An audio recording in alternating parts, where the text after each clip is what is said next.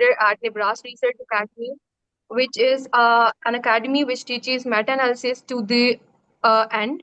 And today we are here for the webinar organized by this academy. And this webinar is named as Beyond Potential Pathways to Residency and Fellowship for Aspiring Physician Scientists, which is gonna hosted by Dr. Anum Akbar, MD, PhD. And talking about Dr. Anum, it is an immense privilege to welcome Dr. Anum Akbar to our webinar today. Dr. Akbar is an accomplished physician scientist, an MBBS gold medalist, and a PhD graduate from the USA, where she secured a fully funded scholarship. Her journey from Pakistan Medical School to earning her PhD and successfully matching into residency on her first attempt is a testament to her perseverance, intellect, and dedication. Dr. Akbar currently serves as a clinical research data associate at the University of Nebraska Medical Center, collaborating with the Department of Pediatrics, जिसने organise की थी Division of Newborn इसके Medicine. 24 article जिसने छपा वो भी हो गया In this role, she actively contributes to groundbreaking research studies, including a statewide prospective cohort MBBS study focused on maternal and newborn health, as well as a multi-center randomized control trial in collaboration with Boston Children's Hospital. Her expertise spans clinical research data analysis, institutional review board processes, and electronic medical record evaluations. She is also an exceptional mentor, having guided over 500 international medical graduates and students, helping them secure PubMed Index research publications and navigate their research career paths. Dr. Akbar provides invaluable mentorship on residency applications, interview strategies, USMLE preparations, and physician scientist career pathways. Most remarkably, Dr. Akbar has made history as the first Pakistani woman to match into a physician scientist training program in the US, securing a PGY1 pediatrics position at the University of Iowa Hospitals and Clinics. Her achievements reflect her outstanding academics and professional excellence, including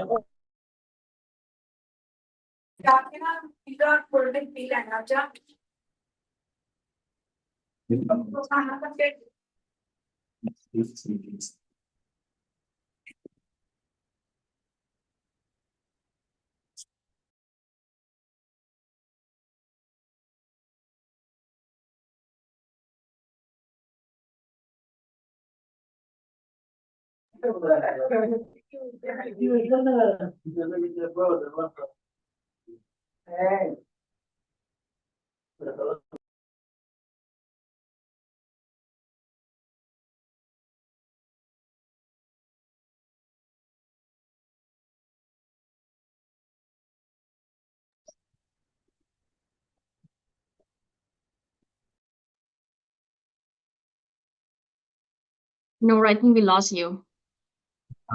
Yes, I think no lost network. So I formally request Dr. Anum Akbar to please address the audience regarding today's topic, that is beyond residency pathway, in which we will discuss about pathways other than the normal residency pathway, like research pathway, PhD, and other programs that can be done as an IMG and that can really get you into physician scientist pathway, which accomplish a residency and fellowship. So I formally request Dr. Anum to please address the audience. Thank you so much. Thank you for such kind introduction. I wish Noor could join us again. Hello, everyone. My name is Dr. Anum Akbar. You guys probably know me from the LinkedIn. So today I'm going to talk about the pathways that are lesser known to IMG for residency, which do exist. A lot of IMGs, they go for that pathway. IMGs, they do qualify for those pathway. They don't go for it just because they don't know about it. First, it's going to be an interactive session, and I would like you to put your answer in the chat. Do not unmute your mic, please. So tell me how many residency pathway you guys know. You can just mention number like 1, 2, 3. How many residency pathway you guys know? Could you please put in the chat?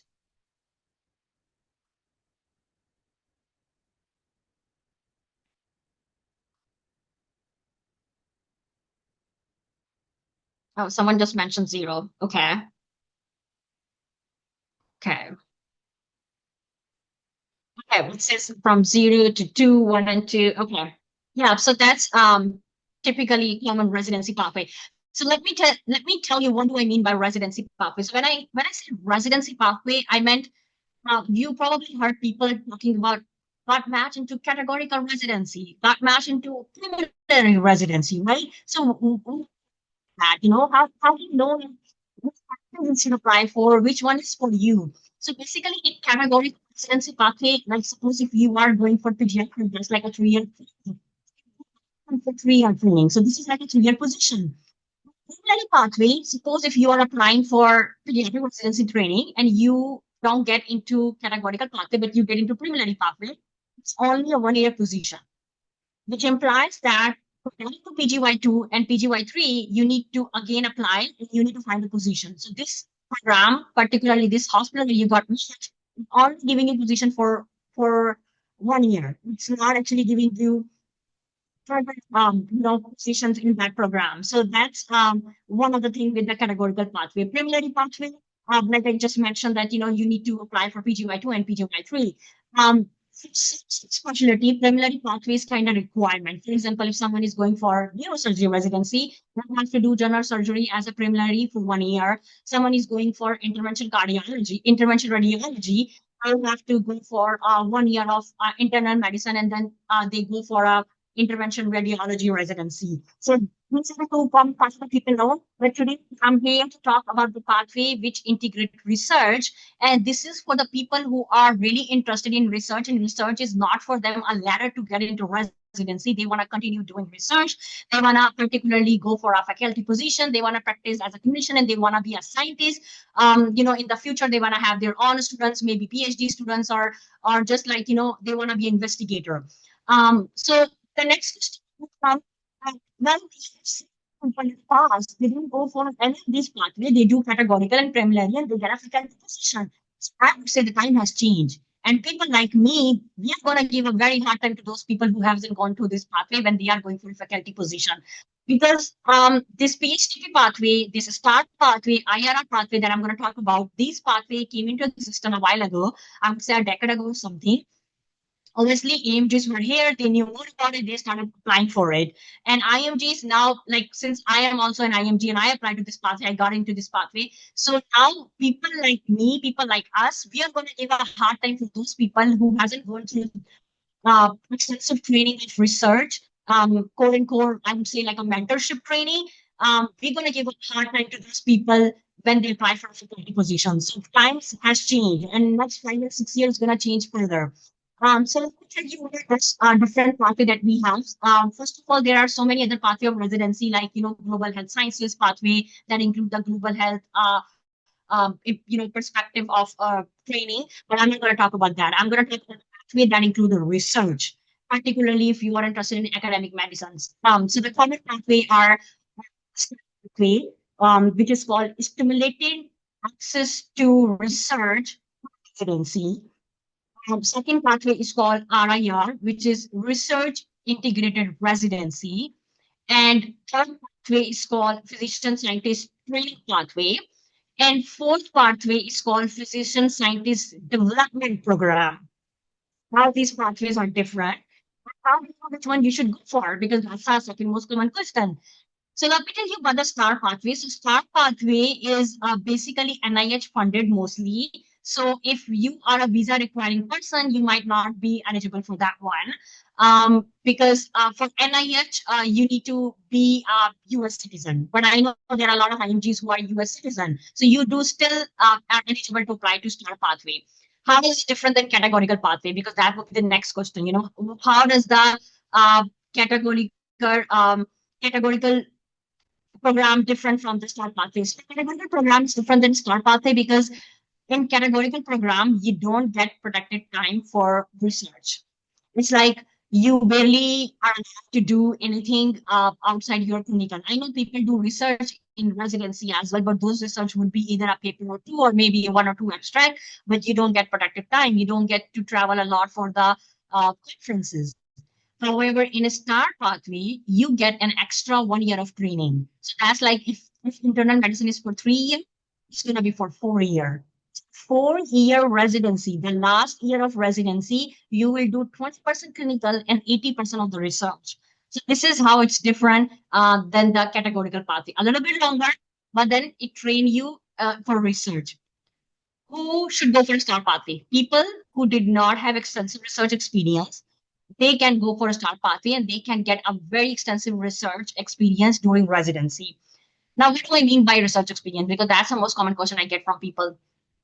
People says that I have 50 plus publication, I have 70 plus publication, I have a great research experience. That is not a research experience. That is a writing experience. It's good to have a writing experience, but your hands-on research experience basically implies that you do some sort of working with the patient for clinical research, or you do some sort of basic science research like in that. Yes, no, go ahead. Ma'am, sorry to interrupt, but there are participants in the chat book saying that could you please lower your pace because audio is like not consistent. Is not consistent or I'm speaking very fast. Well, if I'm speaking very fast, I don't know how to slow it down because that's how I speak. Well, okay, I'll try that. Thank you. Thank you so much. First, I was talking about like who's the who. What do I mean by that extensive research experience mean? So, like I said, extensive research does not mean you have tons of publication. Extensive research experience mean you do have like a real hands-on research experience, which imply working in the lab, basic sciences, research, or research. Can you guys hear me now? Yeah, it's better than before. Okay. Yeah, I think yeah, I don't know. It's whose network access to, or is it with everyone? Then I would assume that it's with my network. Hello, ma'am. I want to ask some questions from you, ma'am. We would be taking the question answers by the end of this session. Oh, okay. Thank you.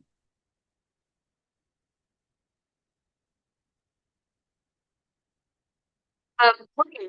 I think I'm gonna move a little towards my computer, try to make it better. Do you guys think now it's better? Okay, awesome. All right. Sorry about that. It's just I'm just right now in between my moving. So yeah, I have no idea where my mic is. Okay. So I was talking about like how research experience defined, which I just mentioned to you guys, like what does it mean by when I say like research experience? Okay, now let's talk about the second pathway, RIR. So RIR is like research integrated residency. It's kind of similar to STAR pathway, but the difference is that RIR gonna be for normal duration. It's gonna be like for 3 years. If you do internal medicine residency, that's gonna be for 3 years. It's not gonna be an extra year. But what happened in the third year, you get more extensive and more productive time for research than clinical practice and then clinical training. RIR is also designed for those who does not have a extensive research experience. Again, in this pathway, you are not guaranteed to have a fellowship position yet. So with these two pathways, you still have to apply to a fellowship match. You still have to go through a whole cycle. You still have to go through an interview and then get a position. Now, this pathway is called Physician Scientist Development Program. It's not PhDP. PhDP is different. This is PhDP. So Physician Scientist Development Program is for those people who are already in fellowship. Suppose you did categorical residency and now you are in your fellowship. If you are in your fellowship already, and I know people get to do research in physician science in fellowship anyway, right? Even if it's not PhD. So how come it's going to be different? So in PSTP, you are how to write a graph. you get funded. It is not with every fellowship. Not with every fellowship is require you to write a grant and get funded, become an investigator. But this will actually make you an independent investigator and you will be able to apply for a faculty position. So that's how PSDP is different. I will warn you one thing, that with current situation right now, with current administration, for some of these subspecialty PhD program has been paused. Like for pediatrics this year, we just got a news last week that PhD program has been paused for fellows who were in PhD. So they were not just getting funded for that program. Now let's talk about the PSTP. That's my favorite pathway because I got into that pathway, and I want to talk about how I chose this one over another pathway and why do I think this is a better pathway. Physician scientist training program, it's basically 6 to 7 years. It could be 6 year or 7 year. It's like a double match. One shot, you get into residency, you get into fellowship. You don't have to apply for fellowship again. You can apply to external fellowship, but to that program, you already got a position. Like with me, I got into University of Iowa Hospital and Clinic, and I already got 6 year position. So I know that I do 3 year of residency, and then I'm gonna get a fellowship there. I'm gonna start my fellowship training there. So I don't have to worry about applying again. I don't have to go through interview. I don't have to worry about my fee for fellowship and where I'm gonna do fellowship or whether I get into fellowship or not. Why I like this pathway? A, you already know that you got into fellowship. B, in physician scientist training pathway, your research start since the first and second year of residency. Some programs, they usually don't integrate much of the research in first year because that's where they want you to just, hit the floor and start your clinical training. But then they start doing, research from the second year. So this is different than RIR and a STAR pathway and PSDP pathway for many reasons. Because in PSTP, Physician Scientist Training Program, you got your fellowship position as well. A, B, you start research very early. Now, who to qualify for Physician Scientist Training Program? So basically, with all these pathways, RIR, STAR, and PSTP, PSTP is the most rigorous scientific pathway. And if you seek for a faculty position in a very good institute, then you guys are going to be most sought after candidate compared to other. Who to qualify for this pathway? This varies programs to program. Do you need a PhD? Do you need a master to get into this program, this pathway? I would say it varies to program, and I can give you guys example. For example, if you go to the Duke Hospital page and you check the internal medicine program, they mentioned that we do prefer candidate with dual degree. So that's going to be MD, PhD, or MDMS. And if you check their previous, physician scientist resident fellows, so you will see that they all are like MD, PhD, something like that. So program, it varies program to program. University of Iowa Hospital mentioned on their page that they do prefer candidate with dual degree, but they can also take someone who does not have a dual degree, but who has extensive research experience. So RIR, STAR pathway, PSTP pathway, they don't require you to have extensive research experience to get into that pathway. However, PSTP pathway require you to already have extensive research experience because you literally are just like in the floor and you are starting the research. Basic of research. Again, the extensive research does not mean like 100+ publication or something. I don't have 100+ publication. That means that you know about research, you have extensive training of research, you have done clinical research, you have done with the patient, you have done with IRB, you have taken, you have taken courses. Same with the exercise research, like you have work in the lab. So this is something that we look for in PSTP pathway. In PSTP pathway, how they design, does it go? Like once you apply for residency, can you apply to both categorical and PSTP and a STAR and IR pathway? I am not sure about the other pathway, but I know for sure for PSTP pathway, when you are applying to categorical pathway, if that university, if that hospital has PSTP pathway, you can apply to PSTP pathway as well. There is no harm to apply to both categorical and PSTP. Now, the next question would be, is there any additional fees? Nope. That's an advantage. There is no additional fees.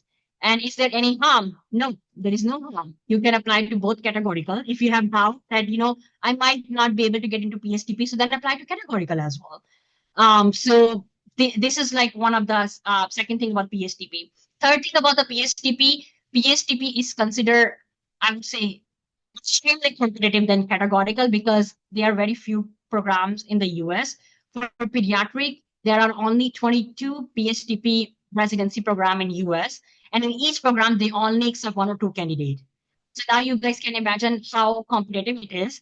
And then there are a lot of American MD PhD around who are going for this pathway. American PhD they love this pathway. That's how I came to know because my colleagues, I work with like 4 other colleagues, and they are like American MD PhDs.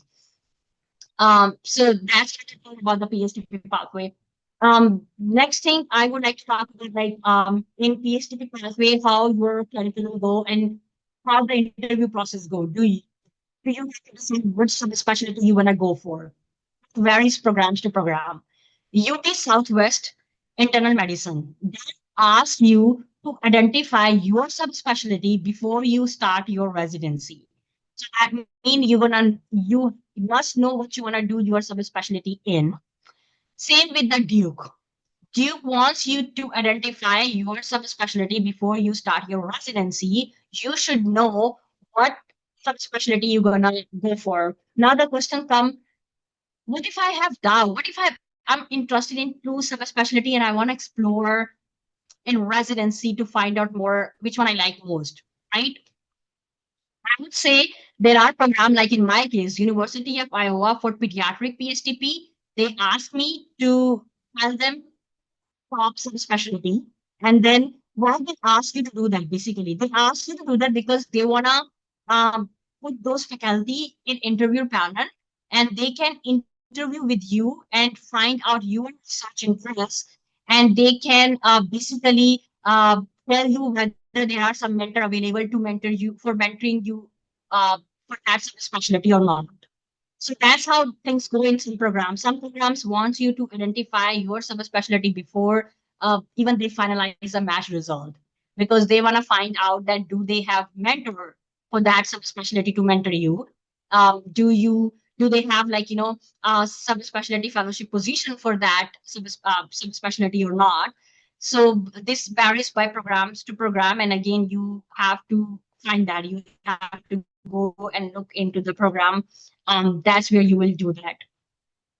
Now again, the second question that I usually get is that if I'm not if I'm gonna do clinical pathway, I just wanna go for completely research pathway. If they wanna go for completely research pathway, then I would say you don't go for any of these pathway because these pathway will include clinical training and you would be practicing as a clinician.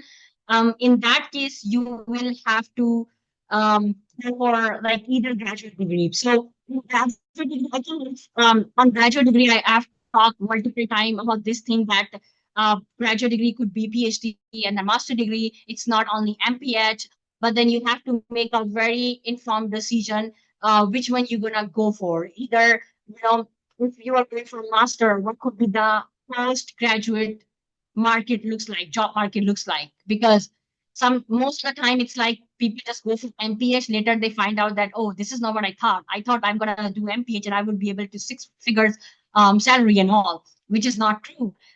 Especially with MPH, because it's a public health degree, and if you want a visa requiring, most likely you have to do a PhD, and even after PhD you will have to do a postdoc. Because recently, like literally just yesterday, I met one of the IMG. He did his MBBS, and then like he did his MPH, and he did his PhD as well in public health, and now he's doing postdoc. So imagine, like, are you just like gonna keep taking trainings and just be on stipend forever in your life? This is why I always tell people, like, if you are on pathway, like going for a research pathway, just make a very wise decision. Besides that, going for MPH, you can go for other master and PhD, maybe PhD in pharmaceutical sciences. That would be better. And you don't actually need a master to get into PhD in pharmaceutical sciences. Why I'm mentioning about pharmaceutical sciences, because there you can learn some skills which would be very sought after in industries. And industries, I would say, are the places where scientists make more money compared to any other academic field. So if you are not going for a clinical pathway and then you are looking around with your you know looking around and you are seeing that your friends who has gone through a clinical pathway, they are doing very well, they are buying a house, they are having a family, but then you are still stuck in the same place. So you might want to consider industry pathway rather academic pathway. A little bit more about, I want to talk about physician scientist training program that pathways. So physician scientist training program further divided in different pathway. I know I cannot talk about every single thing in this few minutes and few hour, but a little bit brief idea would be that it could be integrated path with like the residency. I'm only talking about. I'm not talking about the fellowship. So if I'm talking about residencies, it could be integrated. It could be accelerated, or it could be standard. And that is same like your category of residency. So who to qualify for that? People like me, because we already have very extensive research experience, and I don't have to spend tons of time on on research during my residency. What I need to spend time on is to work on my clinical skill, because I'm out of clinical practice in a while. However, I know that when I was interviewing, and then my colleague who got into the PSTP as well, she did not do any MD, she did not do any PhD and master, but she did extensive research position work. She wants to take some courses like biostat and bioinformatics. So when she mentioned to the program this thing, they told her that she gonna take accelerated pathway, which means her clinical practice will cut down for 2 years because she already completed residency in her country. She's from Turkey. So if she has already clinical skill, she does not have much of the research skill in PhD pathway. So she's gonna do 2 year residency and 1 year of research completely. So her clinical training will cut down. In my case, I'm going to go for standard pathway that I don't need to have more of the research time. I need to have more of the clinical pathway. So this is like standard pathway and accelerated pathway. And then the third one is integrated. Integrated is like only it's like a 9 month of research time rather than like in a standard pathway you get like 3 months or something of protected research. I think I have talked enough. I'll let you guys ask me any question you guys have.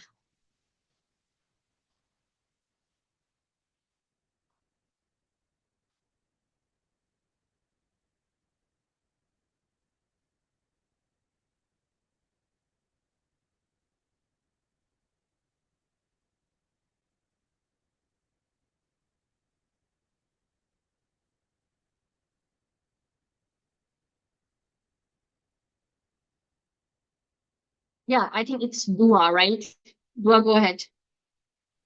Yes, thank you so much for this great presentation.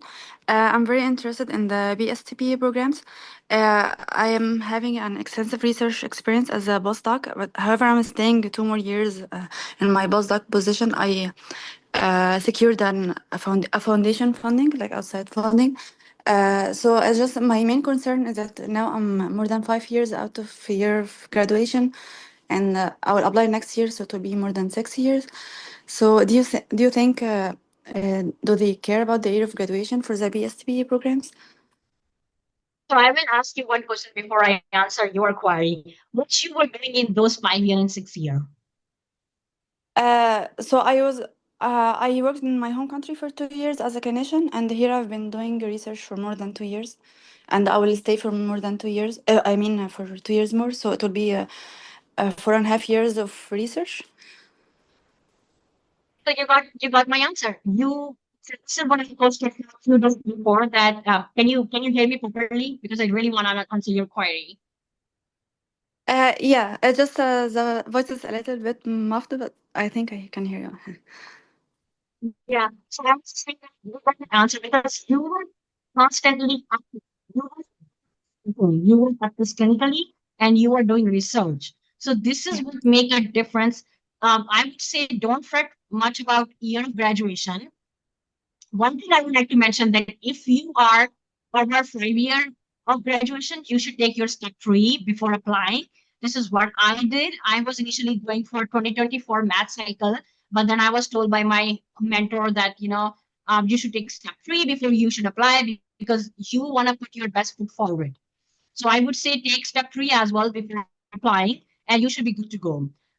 This is what I always tell people, that rather focusing on I have this many of gap, first ask yourself, actually I was doing. If you then that's a problem. Then how do you justify that? Like you say that I was preparing for exam. Everyone prepare for exam while doing million of things. And like people like me, we did actually doing PhD and everything. Easier than PhD and doing a clinical practice. People do see like they are doing residency in their home country and then they take USMLE.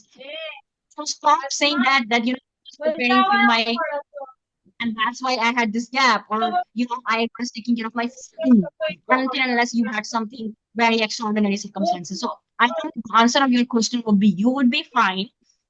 You just have to focus on practice in your resume. Like if you are applying for some specialty, that specialty you practice in your home country, and then same research things like you are actually doing research thing in that subspecialty, so you can actually mention that you did clinical practice, but then you wanted to have extensive research experience, and that's why you decided to come to XYZ country to get more research experience since you were interested in physician scientist training pathway. Great, does it answer thank your you. question? Yeah, it does. I just have one more quick question. So, does the research start during the first year of residency in the PSTP program, like the protected research time, or because I don't want to ever stop doing research? Yeah. So that's my question. So this is what with me. So I talk about the University of Iowa because that's where I got in, so I know more. Like I said, these pathways varies programs to program. But I keep on going to University of Iowa. They told me as soon as we found out that I got matched in Iowa, they reached out to me. My PD is like super nice. She reached out to me and she said, "Anam, you don't have to worry about anything research during your first year." Because she knew that how worried I was that I need to have clinical skills, out of practice and all. So she told me that you don't have to worry about research in first year, and we don't actually expect from PSTP resident to work on their research in first year. Since intern year gonna be very busy, schedule is different. So you need to get adjusted to the schedule and the new place. So they don't expect you. I should mention that if you have previous project that are lingering, like from my PhD and from my CRA position, and I want to continue doing that, that's up to me. So it's not Great. you're asking it's not require you to do research in first year. So yeah, I mean, answer of your question is you can still continue doing research while you are, at suppose like if you were doing some project and that's pending publication, so you can just continue doing that research in your first year. But that require you. You don't have to write a grant in first year. Great. And do the PSTP programs accept visa requiring IMGs? That's one of the options. That's really most people know that I already have a green card because I was here since last 6 years doing PhD and all. No, it's still visa requiring, and they do accept visa requirement. Great. Thank you so much. You're welcome. All right, ma'am. We have a bunch of questions with us.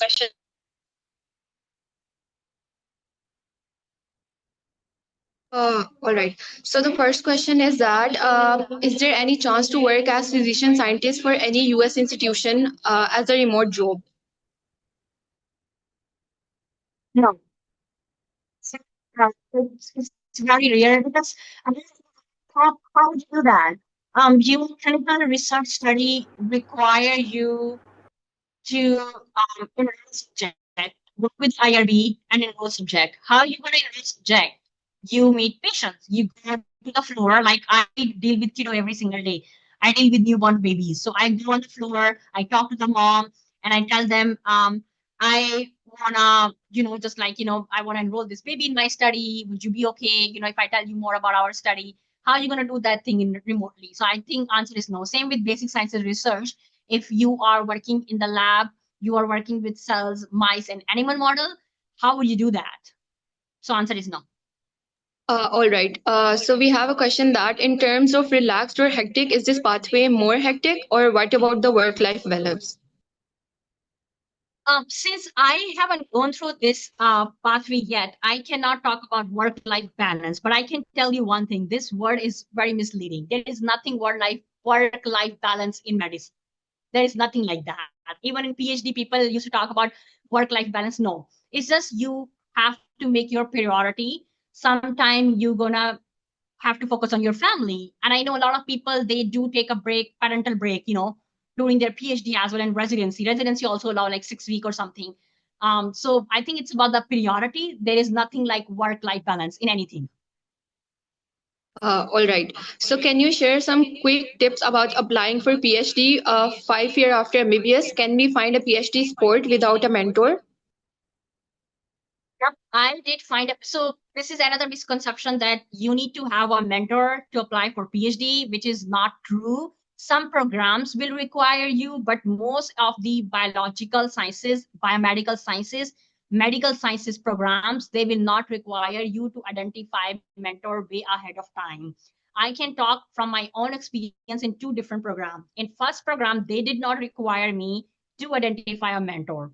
I was able to rotate in 3 different labs, and then that's how I was able to find my mentor when I was in the program already. However, in second program, I had to identify my mentor before I was accepted into the program. So like I said, it varies programs by program. So you just have to go to the university page and find out if they require you or not.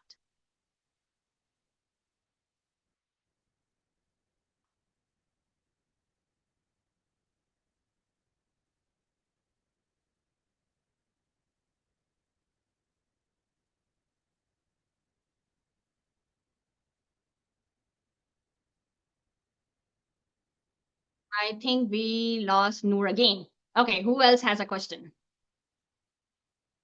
If you want to raise your hand.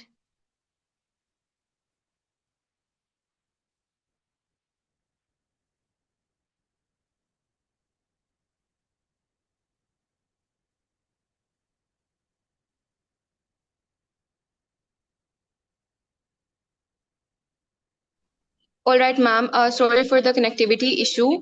So there is a question by Elaf Iman. She's asking, can you summarize the pathway again?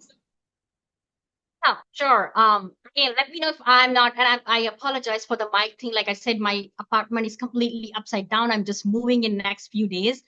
But I will try my best again to summarize so that everyone can hear completely. Let me know if you guys can hear now better. I think if you slow down the speed, then it might be audible to the audience.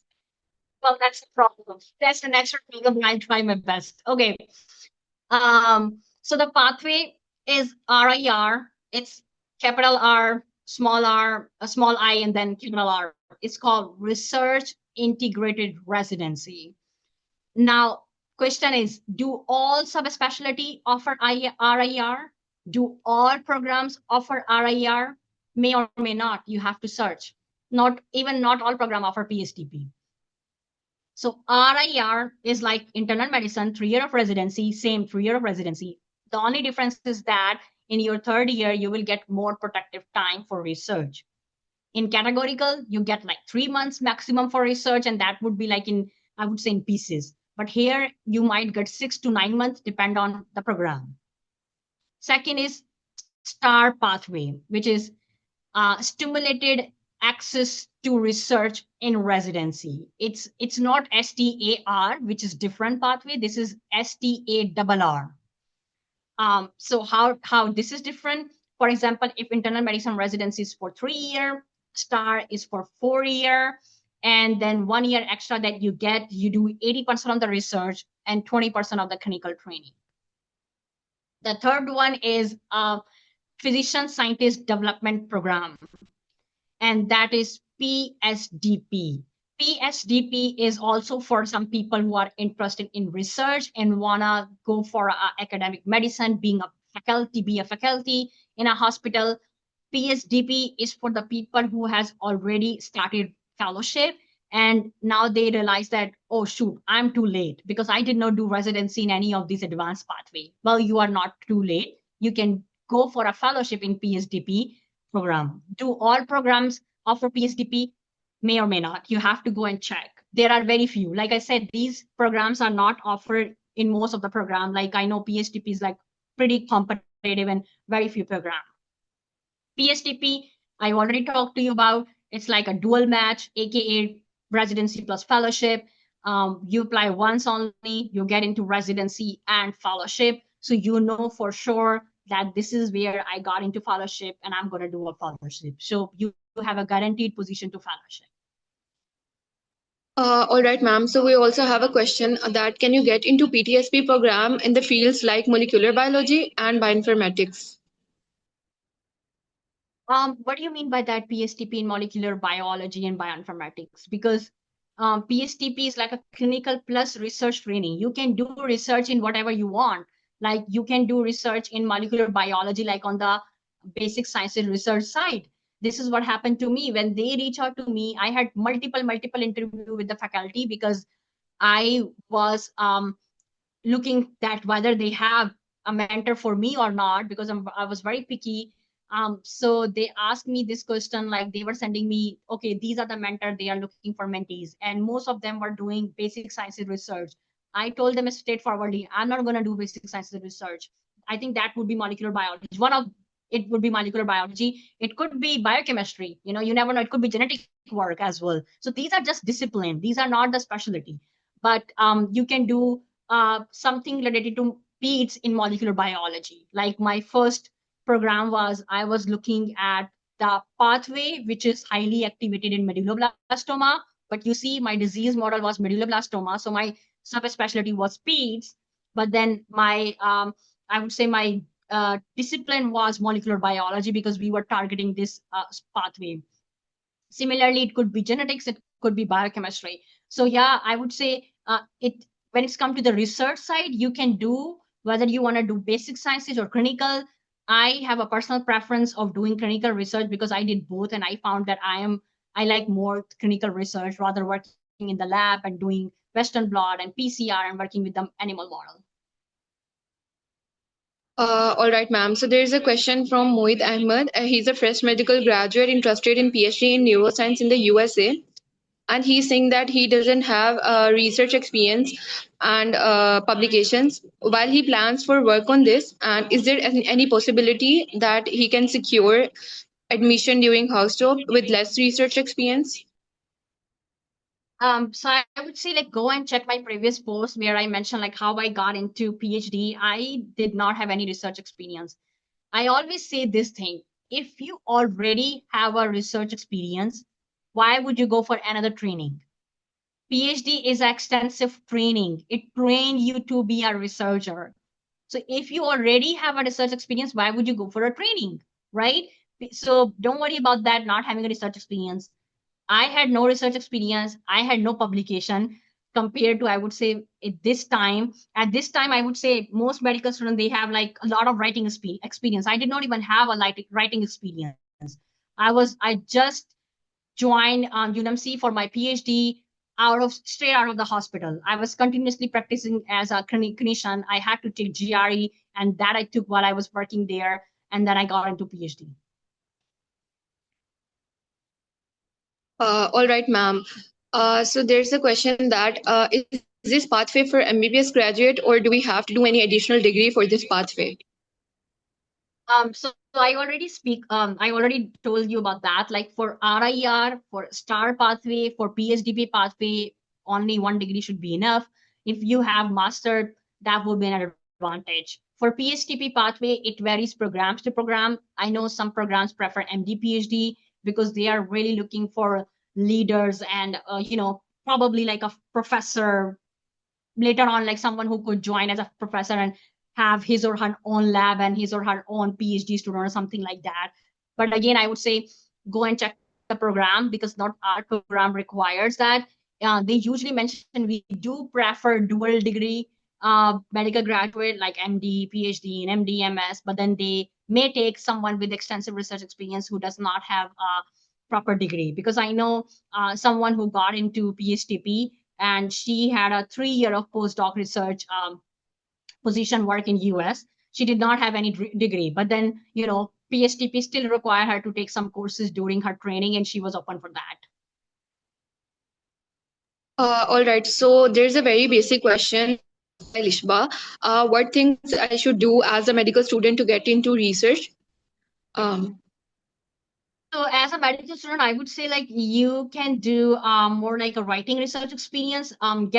Start writing because that's like additional. I always say that it's a plus. So you can do like writing like systematic review, meta-analysis, and more like narrative review, literature review. Also, you can get involved in clinical research study like cross-sectional study because that would be the most feasible for medical student. I have mentored my own mentees for a lot of cross-sectional studies, and that can be done as a medical student. And you get to know the IRB and IRB approval process. These things would be plus when you apply for a research position in US or when you apply for these pathways. All right. So there's a question that, ma'am, did you start your research in your medical school or you started after graduation? Can you please highlight a bit about your research journey? When did you started it and how did it go? I already mentioned I only had a couple of narrative review before getting into PhD, and those were, I would say, like very low tier narrative review.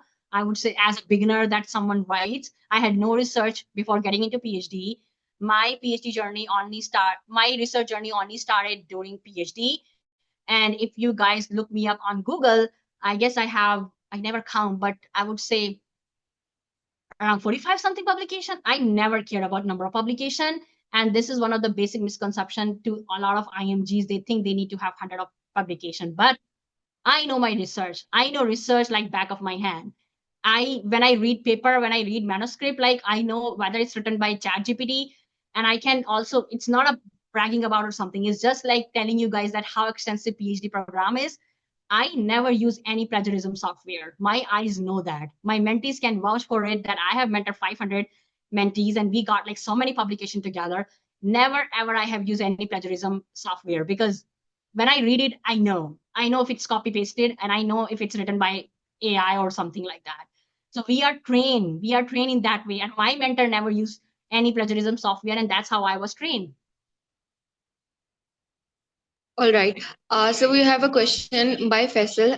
Looking at the current administrative situation, professors that I contacted told that they're not accepting new candidates for graduate positions. How to overcome this? It would be great if you can guide us about this. Very good question. No one knows what's going to happen. I would say no one knows what's going to happen.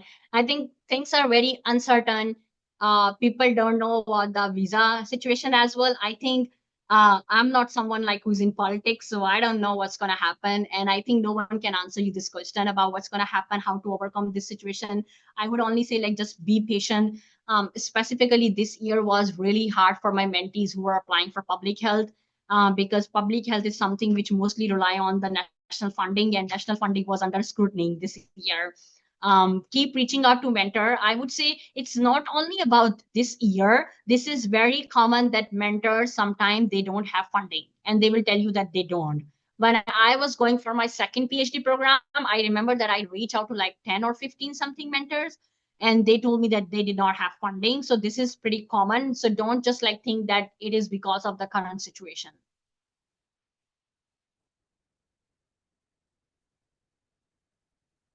All right.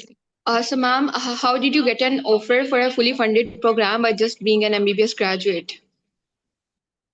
So it's this process is like same. So at that time when I was applying, they required a GRE. It's called Graduate Record Exam. If any one of you has an engineer sibling, like a brother and sister, they probably know. I always mention GRE is USMLE for engineer. Like how medical students and medical graduate are obsessed with USMLE, the same way engineers, they are obsessed with GRE. Because for them to get into US, the only way is master and PhD. And master and PhD for engineering, they are required to take GRE exam. So this is basically for engineering, but then at that time they require me to take GRE to apply for biomedical sciences and biological sciences program. It has 3 components. It has English and it has a writing component, and then it has a math component, which is like a worse. I'm not a big math person, and I think not all the medical graduates, they love math. So I passed that exam. I got a good score. I applied. The whole process I have mentioned in my LinkedIn, like how I applied for. But I think what I did, I performed well during interview. I had a couple of interviews. It was not one interview. It was like, more than one interview in same program. And there were like many faculty members. So what they look for, they don't look for someone who already know research, because if you already know research, why would you go for training? This is what I always tell to people. They were looking for someone who is highly motivated, someone who has this energy, someone who are committed to learn, someone who knows that what they do want, because they mentioned to me explicitly, that you are working clinically, you are treating patient. In PhD, you will not be doing that. Are you going to like that? You have never done it before. How would you know you're going to like that? There are some interview questions, that I posted even on LinkedIn as well. They asked, and I think I was able to perform well, and that's how I got into PhD. All right, ma'am. This is my personal question. That would you like to share some tips regarding interview process? Like what should the tips during interviews, the things you should do and the things you should not do. Interview for The what? For do's PhD, and for research don'ts. position? Sorry.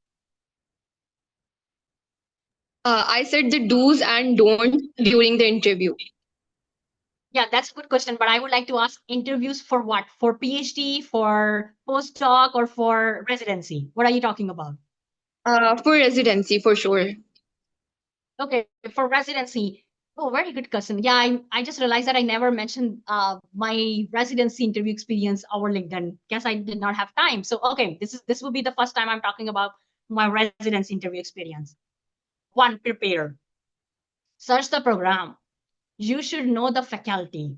So what happened when you get an interview invitation? They send you usually that these are the people you're gonna meet. No, learn, just go and check a little bit of background of those people, what they did do, what they can ask you, what you should ask. Don't ask question just for the sake of asking, but must ask a question. I was very curious. I'm going to share one of the very, I would say, funny incident that happened. My first residency interview, and we were like 24 people, because they do like the first, when the faculty is speaking and other people are speaking, you all are in one room. I started taking notes. As soon I started taking notes, everyone started taking notes, because then they realized that it's common. You should take notes. I would tell you one thing, that my approach for residency was like AMGs, because I was surrounded by all MD PhDs of American. And I was like that, if I need to get in, they also need me. If they need me in the program, I want to know that this is the right place for me. I had a worst experience in my first program of PhD. My ex-PI was an extremely toxic person. Again, it's not like I would say that she was the worst person or whatever. It's just we did not get along very well. So I was very cautious, and I made it sure that I would be happy. I'd rather just stay unmatched than get into a wrong program. So I was making notes, like they were saying something, so I was just mentioning, okay, I need to ask this question. I need to ask this question. So I would say one thing, that a lot of people, they mess up with the interview process because they just don't know what to do or what not to do. And I know at that time I used to see questions like, can we take notes? Can we drink water? And when I used to read that, and I'm like, what kind of question is that? However, I was not in position to reply to those questions, because I was still doing the process.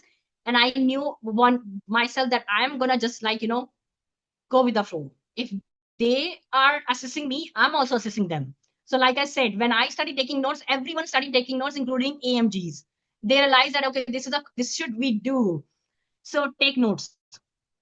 Don't worry about that yet, that you cannot take notes. You have your camera on, they know that you are taking notes, and it tells that you are attentive and you have questions. Ask questions. Ask questions from PD, ask questions from resident, ask questions that make a difference.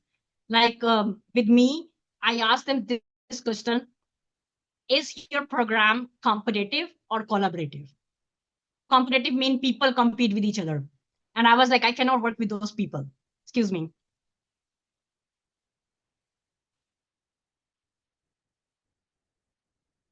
So I was very clear that I cannot work with those people who compete with each other. This is what with me. So I asked them this question, and I remember one of the PD mentioned that this is interesting that as a applicant you ask this question, because usually people get scared, they don't ask this question. So I would say ask question. Do's would be asking question, making notes, prepare well. And don'ts would be just read the question on online, but people are posting and asking that question, because question would be individualized. Maybe something I am looking for a program, you don't look for that thing in the program, so it should be individualized. All right. Thank you so much, ma'am, for this exclusive insight into your interview journey. And I will definitely start taking notes after this thing. So we have two questions, and I'm going to merge them all together.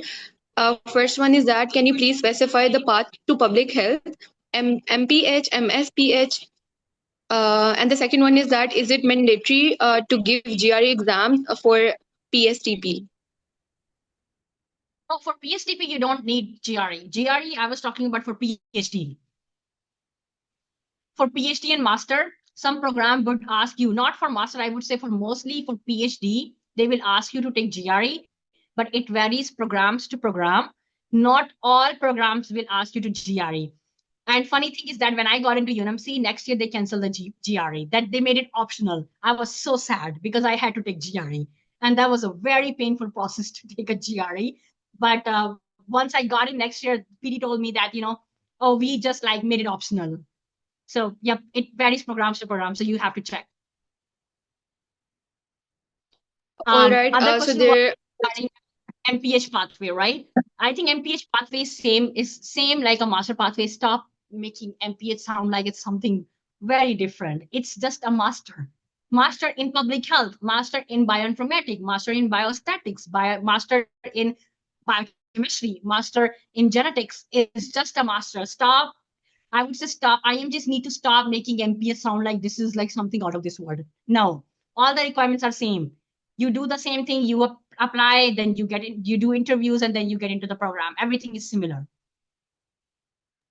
All right. So Faisal is asking that if someone pursue a PhD in another country like UK, would it be worth it in order to get into PSTP program in the US?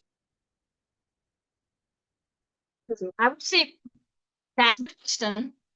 My only concern, like obviously PhD in UK is also recognized. Same thing like residency training in UK. I have seen people who do training in UK and then they go for a reverse pathway in residency here. But I think then if you are not in US, you will not get those advantages, which I mentioned in one of my posts, that how PhD can help you make connection while you are in US, how PhD can help you do like attending conferences and all that when you are in US. I would say if you are not so much worried, you can still travel, because in PhD you cannot travel much besides your research and conferences. I did my rotation only in my Nebraska state. Like, I just like another city was like 1 hour drive. So I was just driving back and forth every day there. But imagine if I was in some other place and I was doing a clinical rotation. So I don't know how much those clinical rotation gonna, weigh compared to US clinical experience, because one of the main reason of doing a USCE, this is one of my mentors said to me, to show your face to IMG program so that you could get an interview from there. And people don't think about this thing. IMGs think that USC me is actually to get a letter of recommendation. And I always tell my mentees, if you have an opportunity of getting a rotation or observership in a hospital-based program, which is IMG friendly, and then you have an opportunity to have a hands-on clinical rotation in a clinic setup, which one you should go for? You should always go for a hospital-based IMG-friendly residency program, even though it's not a hands-on clinical research, clinical experience. Because really program don't care about hands-on clinical experience, because what you can learn in 4 weeks. And again, you are going into residency to learn. If you already know, why would you go for a residency training? So this is exactly the words of my PI, my mentor, or one of my mentor, not PI. She told me that one of the main reason to go for a USC is to show your face to a IMG friendly program to get an interview from that program. So the question come to same, like I guess like the bottom line would be that if you are in UK, how would you do those things? How would you do clinical rotation? You will have to travel. Do you get time in PhD? No, your PhD gonna be very, very busy. I wasn't within US, I did not have a time to travel to another state. No. All right. So we have a question that, ma'am, if I should either if I should either pursue master's or PhD degree as a 2022 graduate, sitting at home, no research or clinical experience. So what would be better for her, a master's degree or a PhD one? So she is or he or she, whatever, year of graduation is 2022, Yes. and want to go for a master or PhD. But I would ask, like what's the long-term career goal? You eventually, this person wants to go for a clinical training, and this person is want to go for a master or PhD as alternative pathway. That would be my question. Ikra, it would be great if you write in the chat box. All right, ma'am. She wants to go to the residency pathway. So then my question would be, like, if she really wants to go into residency later on, then and why she want to go for a PhD and master first? Like, is she thinking about PSTP or like a research integrated pathway, or like, main question would be that, and second question would be, have she already taken all the USMLE steps? In the meantime, I would like to ask you another question, which is, ma'am, in current situation, what can we do after graduation to increase our chances of getting interviews for fully funded programs? I think this is again come the same thing with the current situation. I guess if you are implying for administrative things that are going on right now, no one can tell us what's going to happen tomorrow. I would say same thing you can do. Just work on your application properly, and just put your best foot forward. Don't worry much about funding and not funding, because recently one of my mentees, she got into PhD in public health during this time as well, but she did her master in public health as well from US. So for public health, you most likely need a master as well if you're going for PhD. So I would say, yes, there are fund cuttings and all that things, but there are funds still available. So just put your best foot forward. Ikra, I think your questions is very specific to yourself. You can reach out to me in my inbox on LinkedIn, and I can talk to you further. That's so kind of you, Dr. Anam. Moving towards the next question, what are the research exclusive pathways to an IMG with a PhD degree in epidemiology? So like, what do you want to, are you talking, oh, so this is research integrated pathway with epidemiology. I think these are the same. If you are doing for public health PhD, probably I would say you can go for PSTP as well. But there is another pathway, it's called global health track. So this pathway is basically for the people like who are interested in global health and all. So you can go for that track. I can, actually, yeah, I'm planning. I can post about those pathway on my LinkedIn page. So just like keep an eye on that. Like, what are those pathway? If someone has a big public health background and they want to go for residency training, but they are looking for a research pathway which is heavily based on public health, then you can go for a global health track. All right. So we have a question that, how did you convince interviewers when they ask that in PhD you won't be able to actively see patients? So I told them that I do understand that what I am getting into. And the problem is that in our country, we don't have much opportunities and the research is not well established. And I want to get extensive research experience because I was interested in physician scientists. And I always wanted to be MD PhD. But then in Europe and in US, MD PhD program do exist, which means you do 2 years of MD, 4 years of PhD, and then 2 years of MD. In our country, we don't. And they understood this thing. All right, ma'am. There's a question that if someone wants to pursue PhD, so is it necessary for him to do house job, या फिर he can leave house job and start with the PhD programs? I would say always one thing. I have seen people dropping out of PhD. And I talk about this thing like I think in my last session. I don't know if you guys attended my other session that I was talking about more in detail about the PhD thing.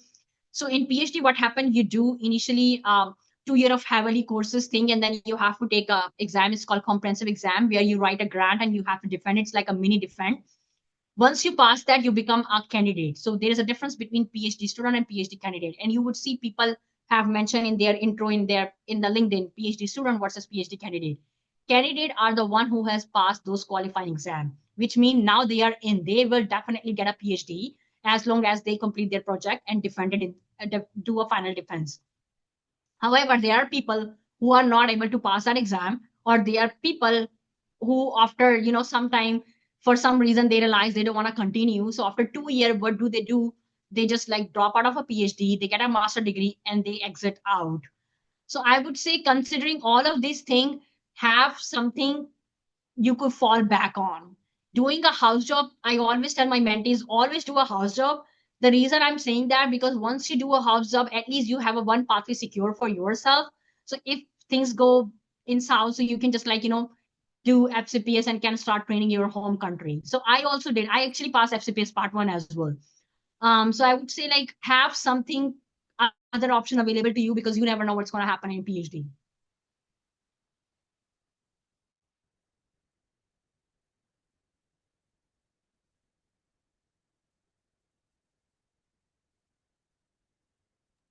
All right, ma'am. So there is a question that could you please repeat your opinion on PhD versus masters without clinical or research experience? For clinical, obviously, PhD and master does not have to do anything with the clinical experience. With research experience, you can go for master and PhD. My opinion would be, for most PhD degrees you are going for, you don't need a master. I'm talking about I'm not talking about public health, by the way. I'm talking about biological sciences, biomedical sciences, medical sciences. These are the programs, bioinformatics and all. You don't actually need a master degree to get into PhD. So why going for a master degree? Because if you wanna go for an alternative pathway, why don't you go for PhD? Because eventually you will have to do PhD. With a master degree, the job market does not look very well in US if you want to stay in US, and even in the Pakistan. I know someone who did MPH from US, and this person returned to Pakistan and then was not able to find the job. Even MPH from US. So imagine. So I would say, if you are planning for alternative pathway, then go for a PhD. Like, get a good degree, have a doctorate degree, so that you could have a better job opportunities. And if I talk about public health, then that's a different scenario. You have to do a master and then you go for PhD.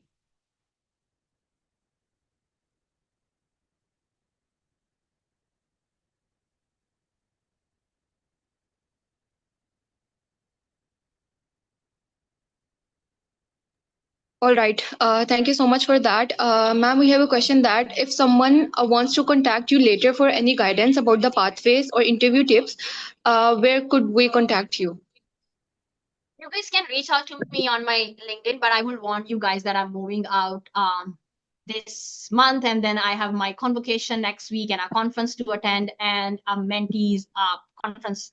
I should be I want to be there. So I would warn that May does not look good to me. June, I'm taking my downtime, so I might be able to check my messages more. So yeah, I mean, you can reach out to me on LinkedIn. All right, ma'am. Ma'am, wasn't it demotivating and exhausting to not be able to see patients throughout these years? And ma'am, how do you feel now returning back to clinics? So I would say, with my basic sciences research, this is true. For 2 years, I did not see my patient, and I was missing them.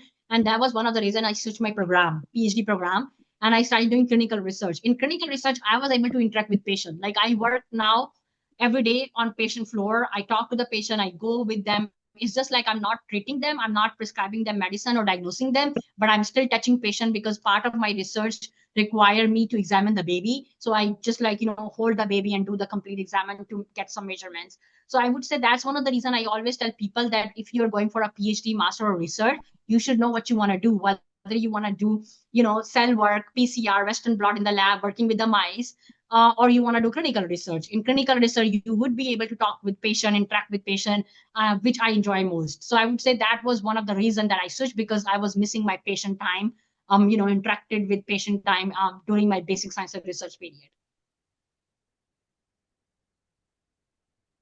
All right. So there's a question that can extensive research experience offset the lack of PhD? And I would like to merge this question with another question that how did you convince interviewers when they asked that in PhD you won't be actively seeing patients? The second question I have already answered, that how did I convince them? The other question I'm gonna talk about that. What was the other question? Sorry, can you ask again? Ma'am, I think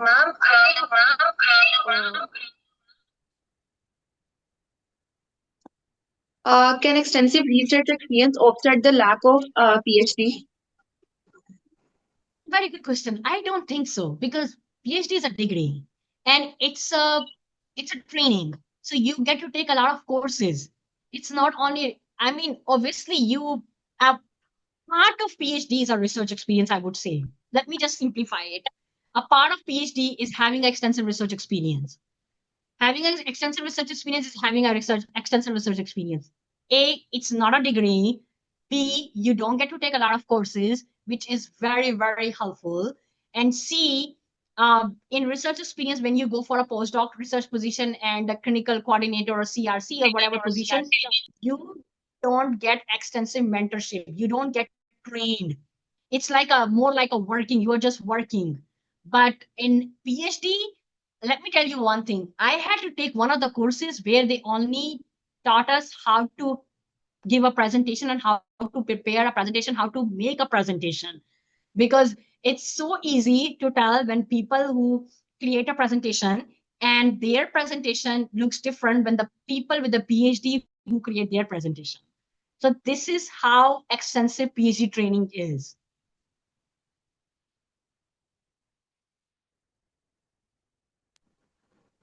All right, ma'am, we would be taking our one of the last questions, which is, as a medical student, would remote research experience help for residency with a US professor? As a professor has agreed, do US professor like to guide students in case I don't know all the work already? The professor wants me to help with the IRB and patient data, etc. Qualitative studies. Would this help? Would this experience help for RIR? So that's a good question. Like I said, for RIR, you don't need to have extensive research experience. Yes, this will count as an experience because you are working with someone. You have a mentor, and that mentor is US based. And second, you are working on IRB applications, so you know about IRB. But make sure when you are going for RIR, you tell them you want to do clinical research because IRB is related to clinical research. ICOC is something which is related to basic sciences research. If they tell you that they have a mentor for basic sciences research, then you don't have experience for that. But again, for RIR, you don't need to have an experience. You just need to have a motivation.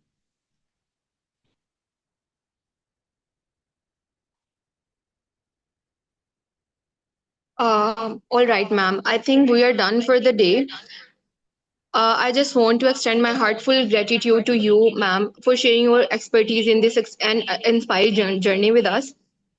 And I would like to ask all the attendees that thank you for your active participation and thought-provoking questions. We hope that this session has been both informative and motivating for you all. And if you have any further queries, you can reach out to us, and then we can later on ask them to from Dr. Anam. I would like to wish you all success in your academic and professional careers. Just stay connected, stay curious, and keep striving for the excellence. Thank you so much, ma'am. Thank you so much for having me, and thank you for all the great questions. Thank you. Bye.